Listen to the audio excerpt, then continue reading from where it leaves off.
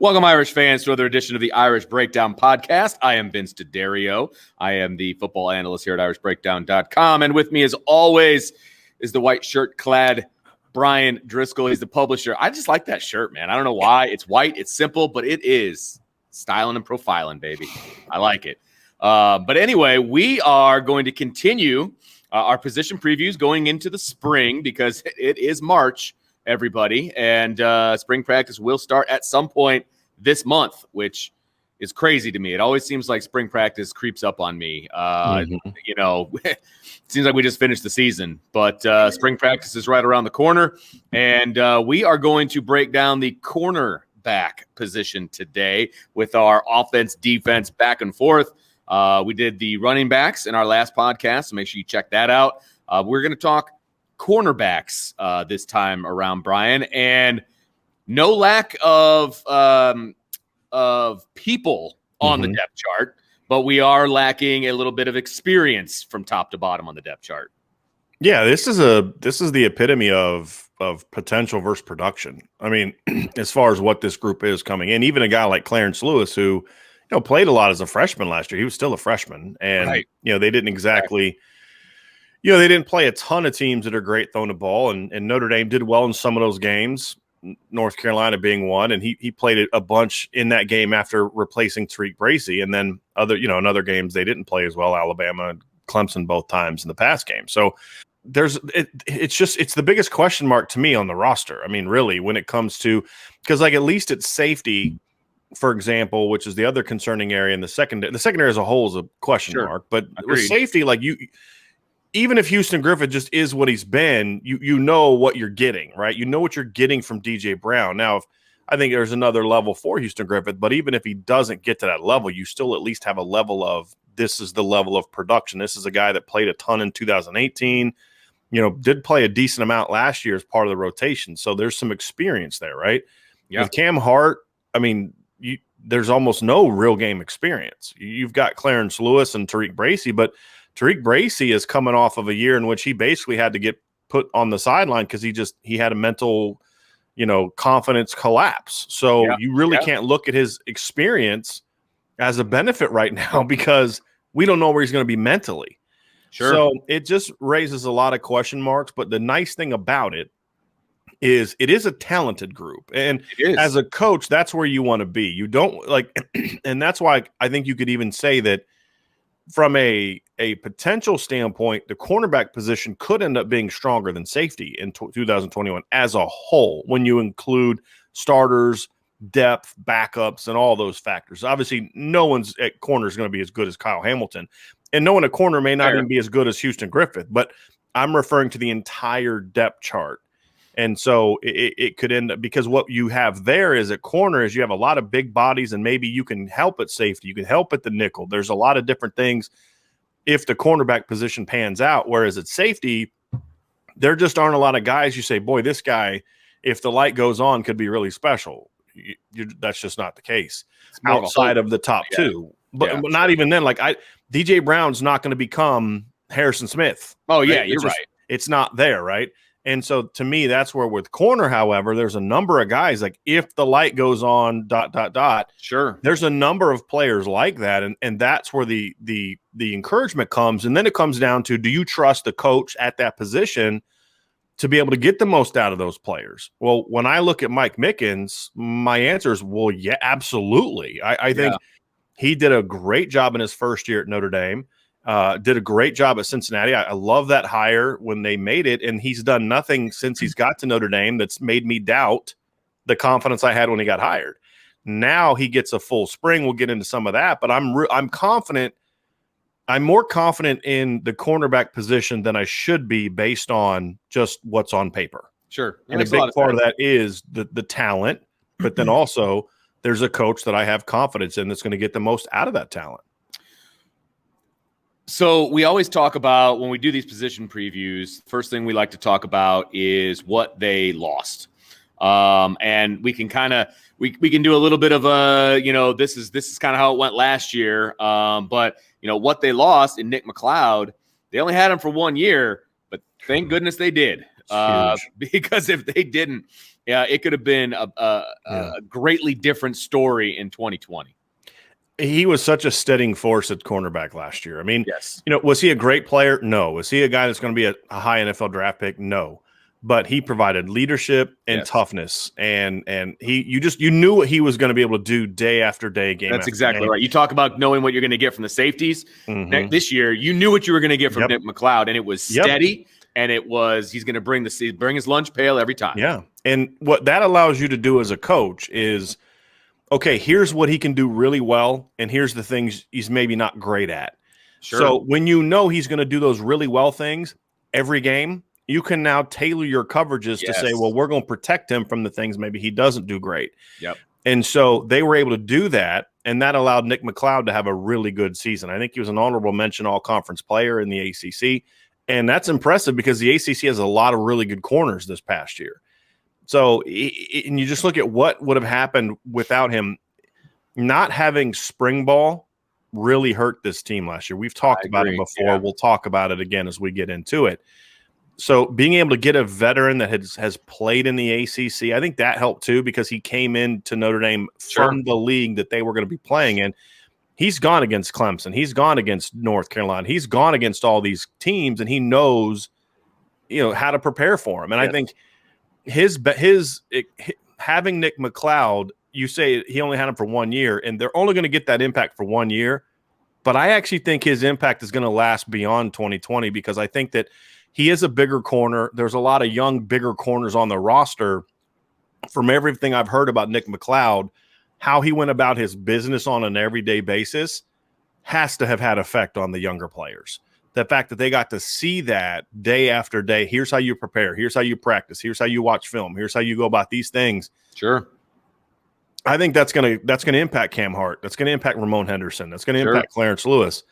And so I think his impact, even though we're not going to see it, and there's no way to really quantify it, I think as a coach, having experienced those things with those types of veteran players, I really think he's going to impact this team beyond 2020 in regards to the play that we're going to see from the corners this year. We'll have some benefit from those players having been on a team with Nick Mccloud for an entire season, and I think it's going to help the group. It's just one of those other little things that I think should allow this group to be more effective this season.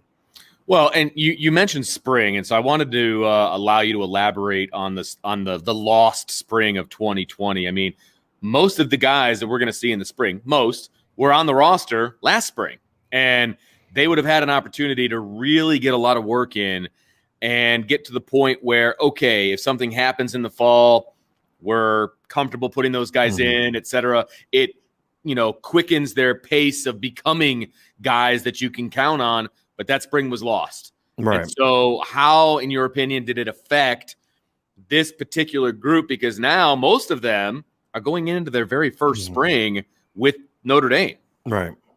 At corner. At corner, you're right.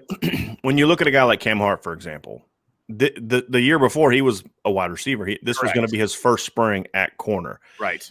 You look at Ramon Henderson and Caleb Offord were early enrollee freshmen, and then that's taken away. Clarence Lewis, this is going to be his first spring at Notre Dame. So they lost an opportunity to spend 15 practices plus film sessions, workouts, all those types of things with Mike Mickens, which slowed down his ability to get to know them. Sure. And not just as people, which is part of it. Part of it. But then also get to know them about, here's what this guy does well. Here's how I can push this guy's buttons to get the most out of him. Here's, because any good coach, in my opinion, is going to have a philosophy of, I treat all my kids fairly, but I don't treat them all the same, because not every kid receives criticism the same way. And I'm not talking about you got to be gentle with this guy, but I've had players in the past where if I would raise my voice to a kid, he was a real sensitive kid, hard worker, tough kid. He wasn't soft, but he for whatever reason that just kind of he would have a hard time automatically put defenses up. I had another receiver whose dad was literally a drill sergeant, and so how he heard information was completely different than the other guy. So how do you balance teaching? Well, it took me a good year to kind of learn that. Sure. And then the next year, the communication was so much better. Well, Mike Mickens lost all that Right. opportunity in the spring, so he had to kind of start over with that in the fall. Now you get into the first full spring with them. He's got now a full year under his belt in the program. He's now going to get those opportunities to where when you get to the fall, Vince, you know this, for the first 3 weeks of fall camp, you're focused on teaching and all that. But then after the first 2-3 weeks, it's okay, we got a game to play. Yeah. We got a game to get ready for. Yep. Now you can there is no game, at least no game that matters. Well, and yeah, so it's now it's more about development and getting back to the basics. And I'm okay if you get beat today because we're not worried about that. We're focusing on this one part of breaking down, your coverage technique. And so if the offense is running a million plays at us, I don't care. Focus on what our objective is today. And so I think those things help. And then here's the other thing is that was a lot of young corners. They also missed 4 months in the weight room at a time when that development was really important. So now they're going to get more of that. And I think those are the things that are going to impact this cornerback group, which should allow us to see a bit more of a jump from some of these players than we otherwise would have had that we might have had last year maybe Ramon Henderson is more advanced and ready to play last year if the spring isn't lost. Sure. Maybe he's further ahead this spring coming in. So those are all the what ifs that we don't know the answers to, but we will have those answers now because you have all those players coming back. We are going to have a spring, plus you have 2 new freshmen. So this group is going to be in a much, much better position to go out and really get the coaching they need, have the development they're going to need, have the failures without the concern of that failure is going to lead to getting beat on Saturday. It's a whole different type of coaching when that's the mentality. And it's a good kind of coaching. It's especially impactful for younger players. So, Brian, let's kick this thing off and let's start talking about the 2 guys that are returning to start with. And we'll start with Clarence Lewis. And I want to start this conversation with a question. We had talked about the fact that missing spring was so important to this young group, and that includes Clarence Lewis.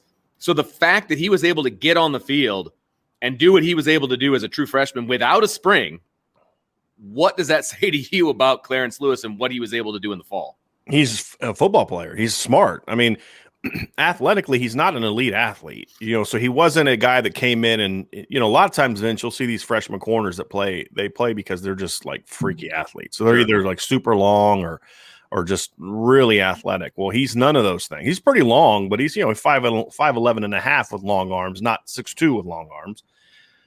Good athlete. Everything about him is good. Nothing about him is great, except his mental toughness and his confidence. He plays like a guy that it's like the way he plays, he's one of those guys that thinks he's way better than he is. And you kind of want that at corner. To a point. Yeah, I agree. Guys like that, because here's the thing. He's a Jersey kid. He's tough. He's gritty. Yeah. He's going to work. All those things are a part of that, right? But when you have that package in a guy that thinks he's better, it's good because those guys don't lose confidence. You get beat, you got lucky or whatever the case may be. They're not going to become shells. Like he had a terrible play early in the Alabama game where he just got beat in space by Devontae Smith. I think it was the first touchdown pass. But you watch him play, even though he didn't play a great game, he never played without confidence. Yeah. And that's something that can, young corners, you're out there on an island. Millions of people just watch you get juked. And it didn't seem to bother him. It bothered him from the standpoint of like, darn it, I messed up. But it wasn't like, oh my gosh, I'm going to get. He didn't crawl into a shell and quit, Yeah. Yeah. And I think he's an instinctive football player. And you could really see it in high school on offense. He played offense in high school, and he was a really good wide receiver. He was actually, I believe, an all-league wide receiver. And I really like those two-way players because I feel like those guys understand what receivers are trying to do to them because they try to do it to defensive backs themselves. And that's why I really like, I know in this era of specialization, I still love those two-way players. That's why I love guys like Prince Colley and Lorenzo Styles and Ryan Barnes played offense in high school. There's a lot of these guys that were two-way players. I love two-way players on either side of the ball. Sure. And Clarence Lewis was a two-way player, and I think that helped him as well. So, he's a guy that I also thought that physically was a little bit more ready to play, a little stronger, a little bit more physical than some of those other guys, and just a natural football player. And it's a good foundation to build upon. I mean, that's the thing is if he can kind of take that that confidence, but then also be hungry, and really want to take his game to that next level. Because again, generally speaking, with young players that have early success, there's always that concern of, do they become complacent? Sure. That's a concern with every young player that breaks out. It's not specific to Clarence Lewis. You're going to find out this spring whether or not he's got that hunger of, it's kind of like, are you happy to be on the first team defense? Are you going to go, bang your head through a car window because you're just a starter? Remember the program? Or are you someone who says, okay, I'm starting now. Yeah, exactly. Or hey, you know what? I'm starting now, but that's not my goal. My goal is to go win a championship. My goal is to be the best cornerback in the country. Sure. Right. And so that's what we're going to find out from Clarence Lewis, is how hungry is he to, his focus shouldn't be on keeping a starting job. His focus is going to be on, the next time I get matched up with a Devontae Smith type player, I'm going to shut him down. And what do I got to do to get there? And if he can do that, then he's going to take a big jump and cement himself as a regular in this rotation. He's going to need to do it because there's a lot of talent left at that position that's going to push him this spring. I want to talk about Tariq Bracey, because Tariq Bracey is in a unique situation going into his senior year. And we all saw it, unfortunately for him, play out on national television. 'Cause we know the talent that he has. We've seen it on display. I mean, and in big games too. I mean, we've seen what he can do, but he just appeared to lose his confidence last year. And thankfully, Clarence Lewis was there, and he was able to kind of take over as a true freshman. But both of those guys play the same position, which is very interesting as well. What do you see from Tariq Bracey moving into his senior year? I mean, we're not obviously behind the scenes. We're not in the room with him. Do you see an avenue for Tariq Bracey to find his way back on the field? First of all, Vince, they play the same position for now. You're correct in your statement. I'm not right. And I was contradicting. I'm simply saying that whatever. You're not going to move Clarence Lewis to boundary, because there's no way you can go with Tariq Bracey as the guy at field corner right now. Not because he struggled, but because of why he struggled. Yeah. We've seen Tariq Bracey, talk about his talent. We've seen some up and downs from him throughout his career. I mean, he was, as a true freshman, great against Florida State, great against Pitt, struggled a little bit against USC, bounces back. Then you look in 2019, he's phenomenal against Georgia, 2 pass breakups. He had other big games that year, and then he just gets torched against Virginia. So we've seen that up and down from him in the past, and this year as well. I mean, go watch the Duke game. He was excellent against Duke. There were plenty of times this year where he played good football, but there was just too many times where he looked lost. I mean, he's reaching out and grabbing guys against North Carolina. When you see guys get turned and then reach and grab, that's a guy with no confidence. Yeah. Because he knows I'm beat and he's just trying to reach and grab. Yep. And so you saw that when he was getting beat in those games. He was getting beat by receivers that aren't as good as guys he's blanketed in the past. And he was getting beat on routes that, he's better than that. And so there was just there was no trust in his technique. There was no trust in himself, his athleticism. And you can't go into spring with a guy like that, number one. He's got to earn that trust back. Now, there are things you do to try to get him to get that confidence back. But at the end of the day, confidence is something that you can't – there's no drill for that, right? No, there's not. There's nothing like, okay, today is confidence boosting drill. There are confidence boosting things you'll do in practice. There's days where I would go into practice and say nothing that my guys are going to do today is going to be correct. Sure. Because it's that mental game of I just want to keep them honest. And then there's those days where I've torn them down for the last couple of days. Today's going to be super hey, let's go. Let's teaching and lots of instruction and lots of encouragement and pats on the back and things like that. That's all part of that mental game of really building up the right psyche amongst your football team. And so there are things you can. Worth his salt is good at everything that you just did. Right. Everything Lou that you Holtz just was said. a master at that. Yes, I mean, he was an absolute master at that. And where do you think I learned it from? It was, being a Notre Dame fan, but then also spending time around Urban Meyer when he was at Bowling Green. And where did he learn it from? Right. Lou Holtz. Yeah, right? Exactly. Yeah, absolutely. So anyway, I think when you look at Tariq Bracey, he's just the biggest wild card that you have, because if he can regain his confidence, you have a guy that's extremely athletic, a guy that has great feet, a guy that has really good speed, a guy that has usually really good instincts and coverage, who's surprisingly physical for a little guy. He was, to me, Notre Dame's hardest hitter at cornerback last year. I mean, when you talk about a guy that came up and hit, Go look early in the year and watch some of the sticks he's laying on people, coming up and playing, screen game and quick game. So he's got all the tools except for great height.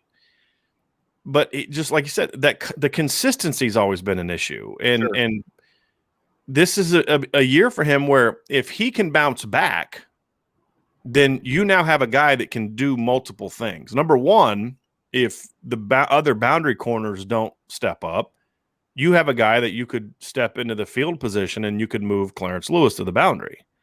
Number one. And if you're going into a game where, let's say your boundary, Clarence isn't your boundary, but you're going into a game where you're going to play left to right because you're playing a tempo team. Sure. And Notre Dame is so Notre Dame is going to be that. We'll explain that here after this. Then maybe you could start Clarence Lewis and Tariq Bracey together. Clarence and Lewis. It sounds like I'm old vaudeville actor. I know, right? Didn't they travel west? Oh no, that's Lewis and Clark. But you could start them together in some of those games. Absolutely. And so you have some flexibility there. You could put Tariq in the slot. If you're playing a team that's got a really athletic slot, you could put him in the slot. If you're playing a team that's got a bigger slot, maybe Clarence Lewis could move inside there, or maybe Clarence Lewis could move to the boundary and you could put Cam. I mean, Tariq Bracey stepping up gives you options. Pure cover corner. Yeah. And he is really the best pure cover corner that they have from a speed standpoint, especially amongst the returners. And so him stepping up gives you that matchup guy for a coach who wants to run a lot of cover one. Cover one is man across the board, except for the free safety. What it means, like one safety deep. That's it. Everybody else is in man coverage. Right. And not everybody calls it cover one, but that's the general term for it. So that to me is a key. They need to invest time in him and get help trying to get that confidence back. Having said that, if he doesn't have it back by the end of spring, you have to, as a coaching staff, go into the offseason saying we're not going to have Tariq mentally. Yeah, absolutely. Now that doesn't mean you give up on him. You still coach him up, but you have to have a game plan. Yeah, you have to, and I think they will, and so how he develops is going to have a big impact on the rest of the group. And again, the good news is because of the depth chart, the young talent, they don't need him necessarily to where if he doesn't step up, they're screwed. Yeah. Which is kind of, if Clarence Lewis would have got hurt this year, or if Mccloud would have got hurt this year, they'd have been in big trouble. I don't view them as having that thin of a margin for error in 2021, even if a guy like Bracey struggles. But even then, even if he steps up and plays well, you're always going to have that backup plan in the back of your mind as a coach. That is this the game that, he loses it. That's always going to be a concern. Sure. So you're always going to have that backup plan. But he's going to have to, day after day after day, go out and prove that he's past that and he's the guy that he's capable of being. So, Brian, you mentioned, and I just want to put this out there for clarification for people. We talk field boundary as far as position, but you also mentioned left-right as well. Are you hearing, or what are you hearing from, your sources about what Notre Dame might be doing? Because a lot of time teams are either field boundary or left-right, and then there are some teams that can float between the two if there's a tempo team like you had mentioned earlier. What are you hearing about what Notre Dame is thinking about doing with their corners? So by the time you all listen to this, I may even have it up already, but this week I'm going to have a video up breaking down field boundary and what that means. And essentially field is the wide side of the field and the boundary is the short side, the boundary of the hashes, which is much more important in college than it is the NFL. In the NFL, there's really no field boundary because the hashes are so narrow. So small, right. Yeah. So it's just it's a different skill set you're looking for. And essentially when you're playing normal teams, you'll flip. So if the ball's on the left hash, the offense is left, you'll have a field corner to the offense's right and the boundary to the left. Well, if the next play they throw to the right and now the ball's on their right hash, those corners will flip sides. Right. Well, that's a lot harder to do when you're playing teams that are going tempo. Right. And so what made it difficult to know really what Marcus Freeman did at Cincinnati was they played almost everyone they played was some form of tempo. They were a lot of left-right. So they were left-right a lot. But then as I've done some research and then kind of did some film analysis of some of those teams they played that weren't necessarily fast tempo teams, they play field boundary. So my understanding is, talking to people, is their base defense is going to be field boundary. And so Tariq Bracey, Clarence Lewis will be field players, along with Ramon Henderson. And then you'll have, this is in the spring, and then you'll have Cam Hart, Caleb Offord, and then the two freshmen, Ryan Barnes and Phillip Reilly, be the boundary players. Now, there's going to have to be some versatility there because they're going to play a lot of right-left. So when they play USC, the odds are pretty good that they're not going to be playing field boundary. Right. When they play North Carolina, the odds are good that they're not going to be playing field boundary. They're going to be going left-right. So you have to know both, and that's why I said in that previous segment where if you're playing a team that's a tempo team, there's a scenario in which if your two best cover players and you're trying to play a lot of cover one and your two best cover players are Tariq Bracey and Clarence Lewis, you can play them both because there's not a true field boundary as much in that situation.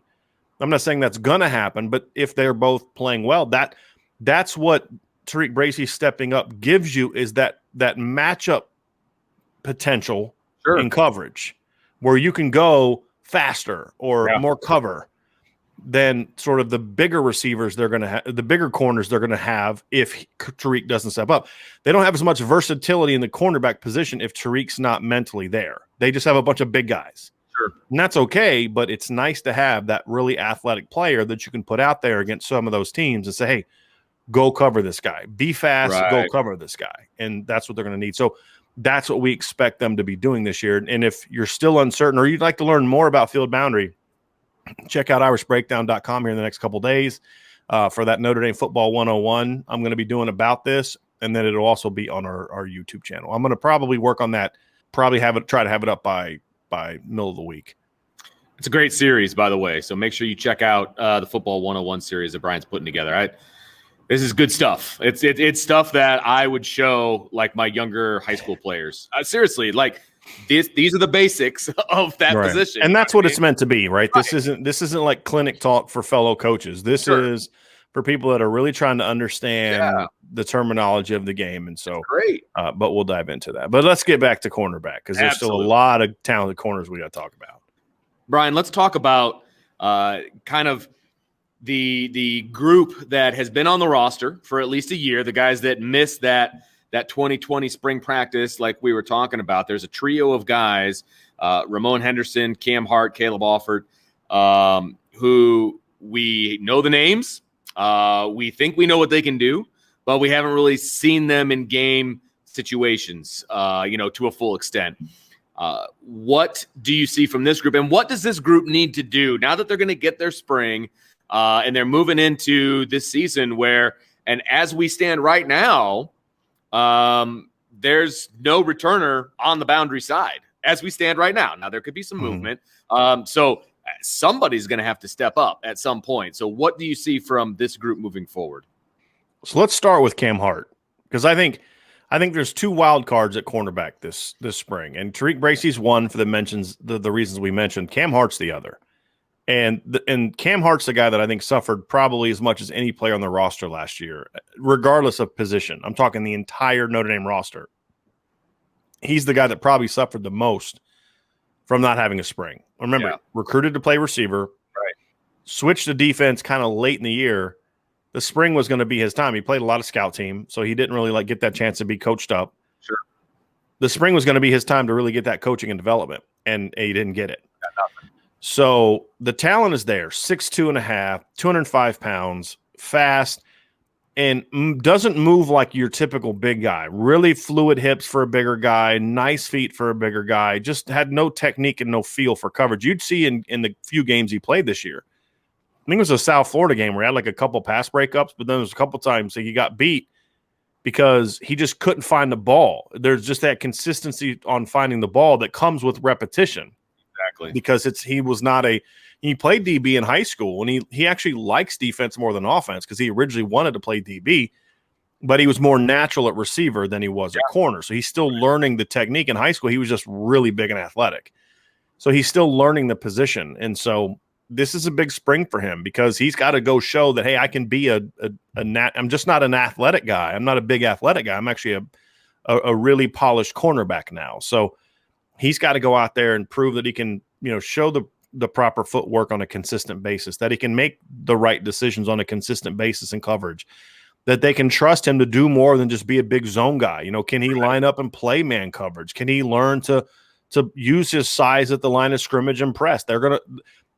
Marcus Freeman in an ideal situation is going to press. If Notre Dame's not pressing this year, then it tells me he doesn't have confidence in the corners that he has. It's not because he's made a philosophical change.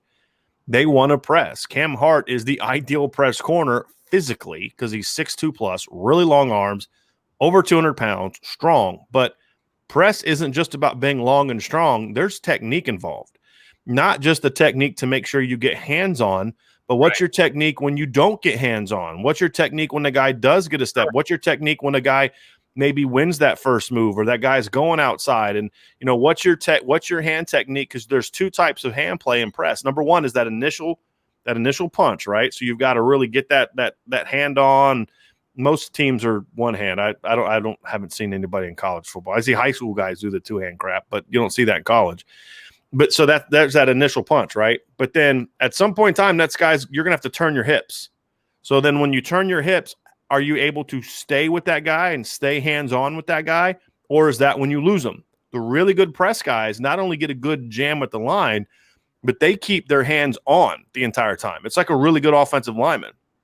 Right? Like once Liam Eichenberg gets his hands on you as a left tackle, you're not getting off of him, right? Well, that's how the great corners are. Sure. And so, okay, you're great at that initial press, that initial punch, but can you then, as you transition and the guy gets past you, can you then stay engaged, play to the right angles, stay, whether it's you need a step ahead, whether you want him a step behind, whatever the coverage you're doing, can you then stay hands-on and reroute and not let him get free? There's so much more to it than just a punch at the line of scrimmage, right? Cornerback is so technical. It really is. You have to do. It is one of the most technical positions. It is. And some guys are just natural at it. Sure. They're just physically natural at it. And that's why you want those guys with the great feet and the loose hips, because they're just going to naturally do it. If a guy doesn't have really clean hips, then he has to be a perfect technician. Richard Sherman's a great example in the NFL. Richard Sherman does not have the ideal speed and fluidity and transition ability that you want in a corner. The reason he's a Hall of Famer is, number one, he's an intelligent football player.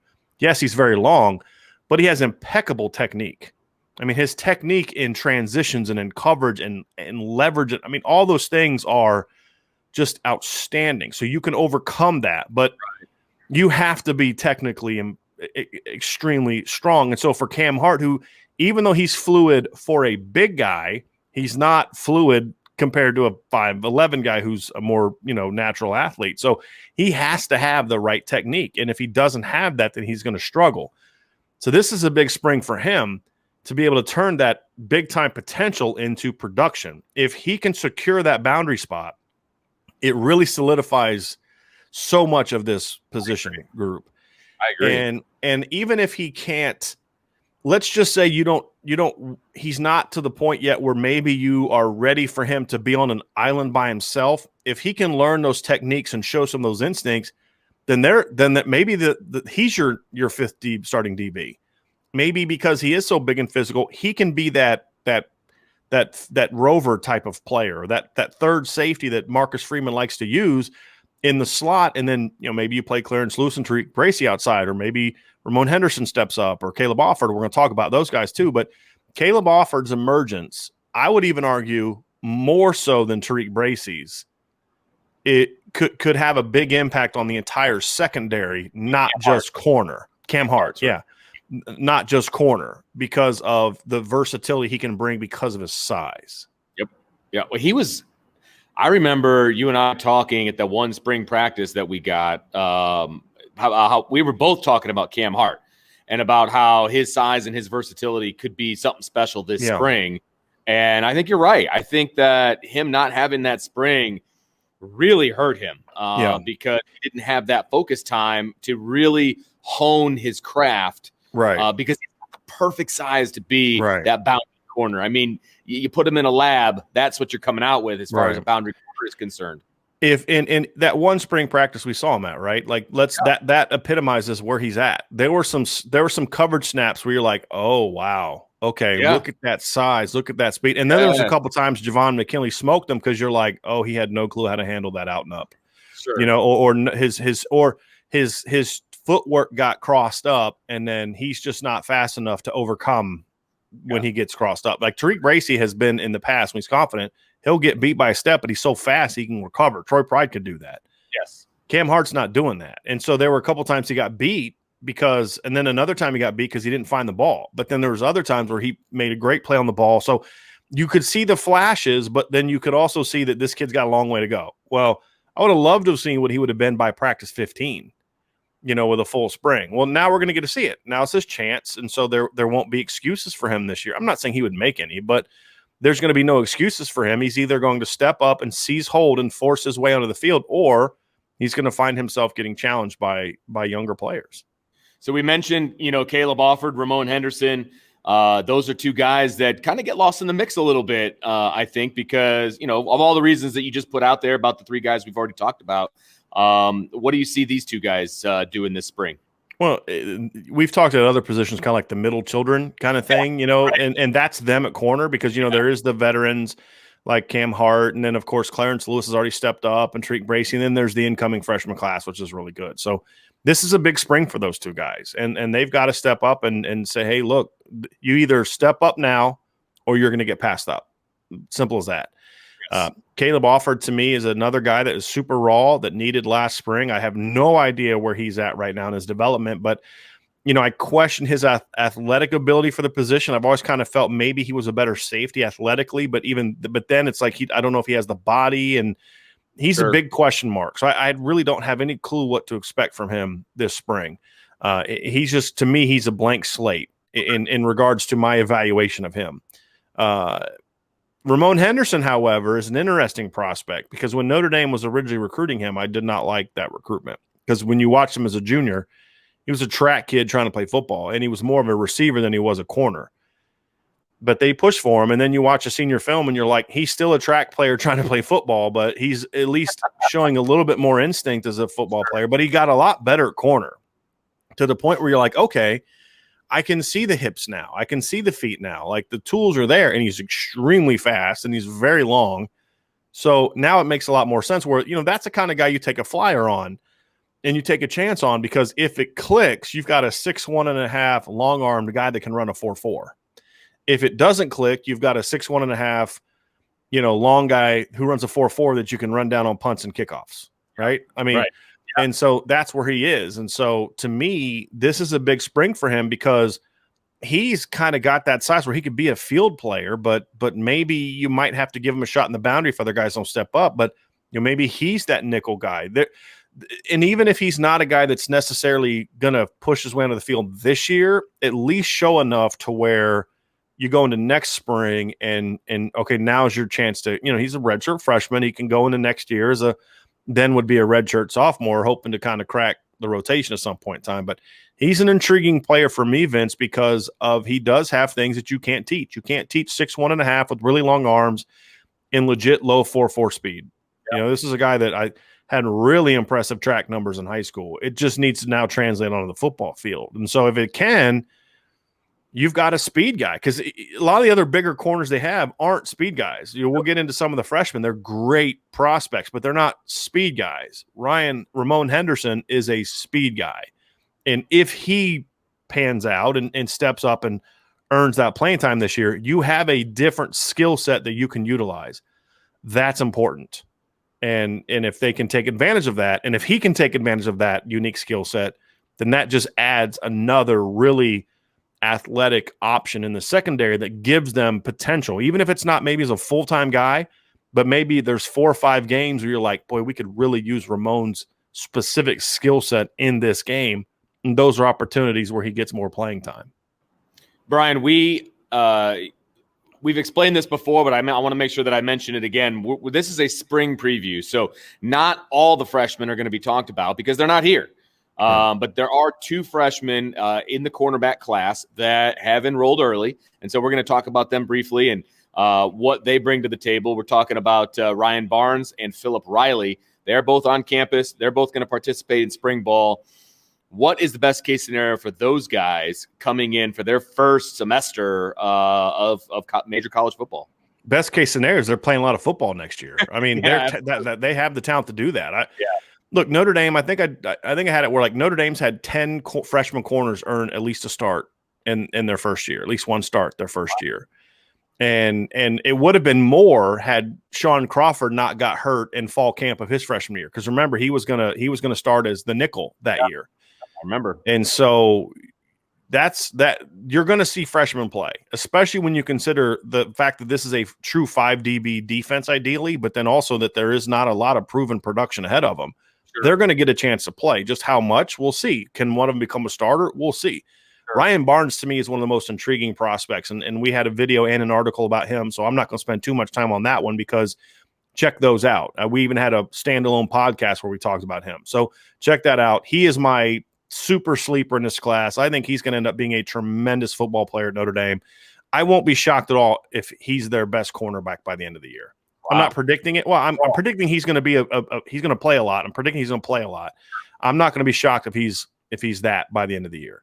Phillip Reilly is a unique player. This is the most physically ready to play cornerback I've ever seen Notre Dame sign. This is a kid who's legit 190 pounds. He looks like a college senior, not a high school senior, just as far as just muscular and strong and physical. I watched a game from him this year where he was literally like body slamming corners or receivers at the line of scrimmage. I mean, and not like in a cheap way, but he was just so strong that he could kind of just lift them up and put them on their backs, and he's really physical at the line of scrimmage. He's fast. He's a lot faster than you might think. He's a little tight in the hips, which is my one concern. But that hip tightness isn't so much that it's like, well, he can't play corner. It's just he's going to have to really be fundamentally sound. But he's physical. He's competitive. He's a hard worker. He's a guy that wants to be great. He's a guy that's really hungry. And he's a guy that, to me, has the football IQ to play early. So there's nothing he doesn't have physically and mentally that should keep him from playing as a freshman. It's just about, can you put it all together and go beat guys out? And so that's the key for him. And he's an intriguing player because there's a lot of talk about him playing safety, and I think he could do it. He's a smart player. He's athletic enough. He's got range to play safety, and he's physical. Yeah. But he's a guy that I'm also kind of have my eye on is, could he be that third safety type player? Type. Yeah. In there. Because again, remember, in an ideal form, Marcus Freeman would like to have a true 4-2-5, not to where you've got like a hybrid linebacker.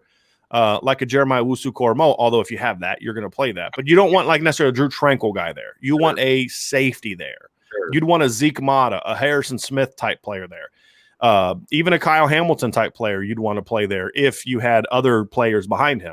So you want that kind of player there, and it doesn't have to be a tall guy. It needs to be a guy that can play the run and be physical and handle tight ends, but also athletic enough to throw slots. Phillip Reilly can be that guy.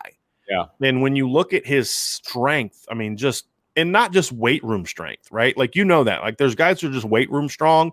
Then you get on a football field, they can't push anybody around. You just watch him hit people with his hands, and you're just like Dre Bly was this way.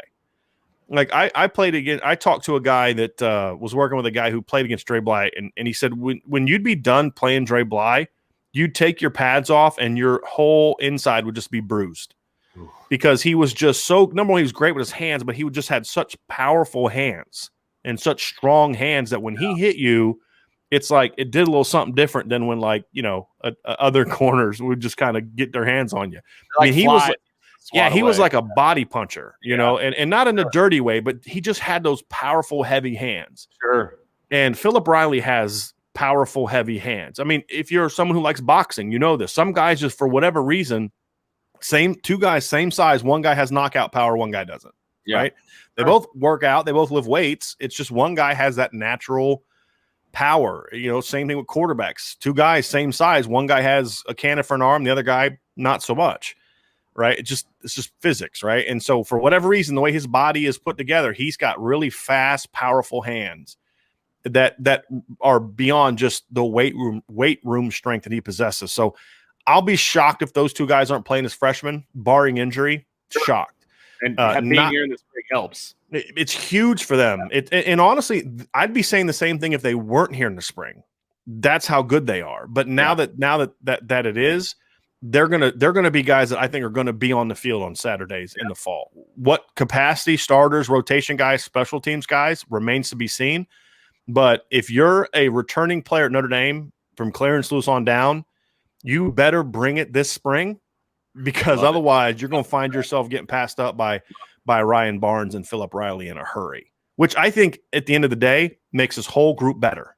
Yes, absolutely. Yes. You got to bring it, because there's a lot of dudes that want my job. You better bring it, or we're going to find somebody else. Yep. So one of the things that we love to do with our spring previews, we like to put forth 3 questions that we're looking to get answered, and it may happen in the spring. It may not happen till the fall. But our 3 questions at the cornerback position, Brian. Number 1, can Tariq Bracey get his confidence back? And I think that is the biggest one of all. And we kind of talked about it when we were talking about Tariq Bracey, but him having his confidence back and being the guy that he can be just completely changes everything that you want to do in the defensive secondary. So that's our first question. Number 2, will one of the returners break out?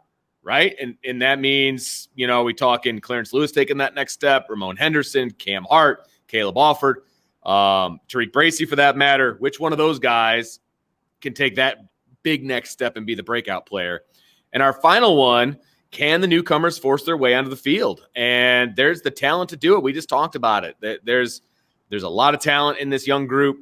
We're excited about this talent. Brian gave this freshman class an A- as far as the recruiting. His recruiting grade for these corners. So an A- grade, that's high praise. If you know anything about, that's top 10. And I mean, that's high praise, man. So pay attention to this corner group.